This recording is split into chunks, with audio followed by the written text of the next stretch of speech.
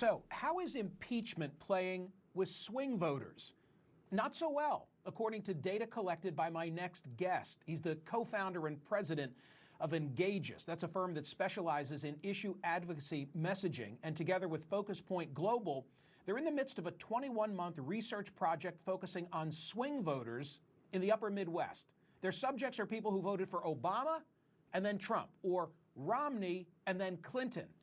They just concluded a focus group of swing voters in Youngstown, Ohio. Now, keep in mind that Trump won Ohio by 450,000 votes, but he lost Mahoning County, which is where this took place, by a small margin. So these are swing voters in a swing area. I just feel like it's a never-ending drama, and it shows to me that these people are completely out of touch with everyday, regular Americans' lives. They need to be concentrating on the country, not what he's doing wrong. They've had a big strike on the Mueller case. This is trying to get another base hit and trying to get a punch, if you will, on the president. Just drop it and beat Trump at the ballot box. Joining me now is Smerconish Thau. He's the director of the Swing Voter Project. I think if I'm President Trump and I'm watching that, I'm liking what I see, Rich. Absolutely. To borrow a phrase from my dad, the members of Congress are putting the wrong emphasis on the wrong syllable. They're putting their focus on the wrong thing. These are swing voters who think that Congress should be focusing on retirement security and health care and making that affordable, immigration. And for them, the whole impeachment thing is a distraction. In other words, they don't think that Congress can walk and chew gum at the same time, that if all of a sudden they're sucked in on impeachment, nothing else is going to get done. Although, by the way, that assumes things would otherwise get done. And, you know, Mitch McConnell is here to say he's not letting that happen anyway.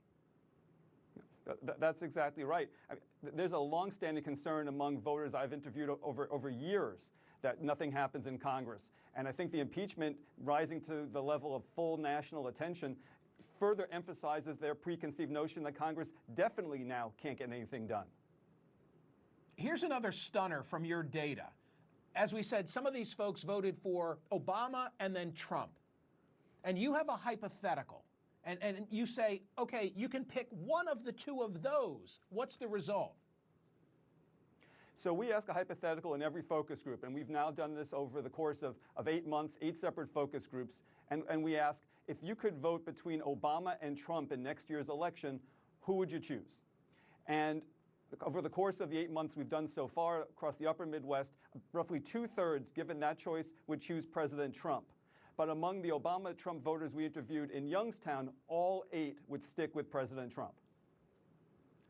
It's unbelievable because, you know, I would think in that area, that blue-collar area where manufacturing jobs have gone away, he promised he'd bring them back. That hasn't happened, and yet you're telling me they are still with the president. They are still with the president. They like his America First agenda. They like what he stands for, the way he pushes back on other countries. These are people who the president has won over, and they are still with him.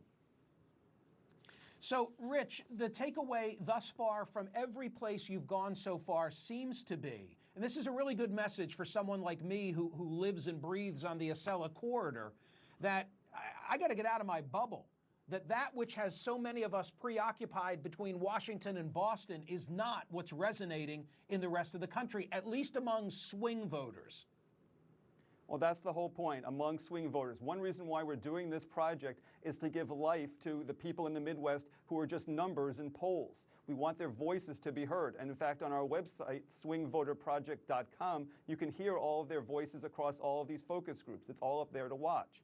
And I think if you sit and take the time to listen to them, what you'll hear is that their concerns are real day-to-day concerns, and impeachment is not one of those concerns. Final question. How closely are they nevertheless monitoring this impeachment process? Well, that's an interesting question. We asked about that during the focus group. We had people write on a piece of paper what they knew about the impeachment. And it ranged from he lied or he upset many Americans, all the way up to a full explanation as to what has been alleged by the Democrats. So there are a number of these folks who get a lot of their news, by the way, from local news, not from CNN, not Fox, not MSNBC, who don't know that much, so it's easy for them not to get agitated because they're not paying a lot of close attention. On to Dubuque next. Dubuque is next, yes. Thank you, Rich. You'll come back, I hope, after that. Be honored to do it. Up ahead, this Republican co-chair of the House Ukraine caucus was